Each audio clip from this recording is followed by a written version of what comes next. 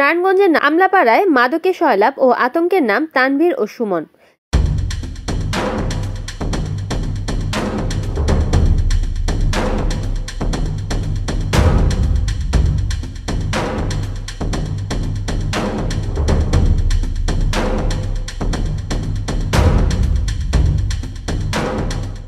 নারায়ণগঞ্জের নাসিক 13 নং ওয়ার্ডে আমলাপাড়ায় দিনের পর দিন বেপরোয়া হয়ে উঠেছে মাদক ব্যবসায়ীরা। এই ব্যবসায়ীদের রয়েছে বিশাল সিন্ডিকেট ও কিশোর গ্যাংয়ের মতো বাহিনী, যাদেরকে দিয়ে এলাকার অলিতে গলিতে মাদক ব্যবসা ও চুরি ছিনতাইয়ের মতো ভয়াবহ কাজ করিয়ে থাকে। গোপন সূত্রে জানা যায় যে আমলাপাড়া এলাকায় মাদক ব্যবসার শেল্টার দাতা তানভীর, তার বিরুদ্ধে একাধিক মামলা ও অভিযোগ রয়েছে এবং 5ই আগস্ট ছাত্র জনতার উপর প্রকাশ্যে দেশীয় অস্ত্র দিয়ে গুলি করা সহ বিভিন্ন মাদক ব্যবসার শেল্টার দাতা হিসেবে তিনি পরিচিত। বিগত স্বৈরাচার সরকারের আমলে নারায়ণগঞ্জের ওসমান পরিবারের সঙ্গে সুসম্পর্ক রেখে এই মাদক সিন্ডিকেট জগৎ গড়ে তোলে। স্বৈরাচার সরকারের পতনের পর বিএনপির কিছু প্রভাবশালী নেতাদের নাম ভাঙিয়ে চাঁদাবাজি ও মাদক ব্যবসা নিয়ন্ত্রণ করছে বলে জানা যায় এবং তার ব্যবসা পরিচালনা করা আমলাপাড়া এলাকায় আরেক আতঙ্কের নাম সুমন ও তার ছোট ভাই সুজন।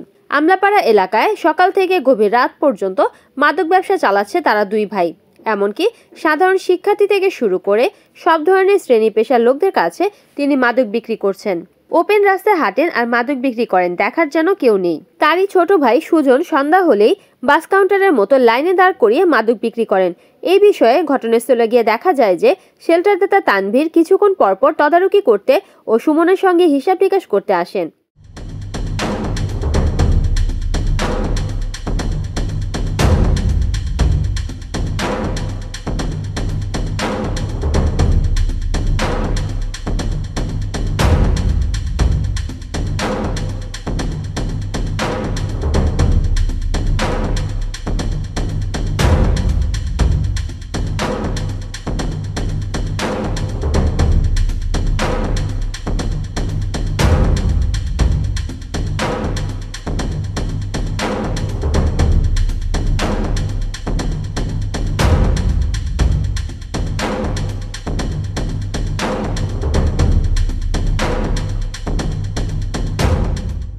অন্যদিকে নারায়ণগঞ্জ জেলার ডিসি, এসপি ও রাজনীতিবিদ, সমাজসেবক ও সুশীল সমাজ নিয়ে 11ই জানুয়ারি নারায়ণগঞ্জ প্রেস ক্লাবে গোলটেবিল অনুষ্ঠিত হয়েছিল।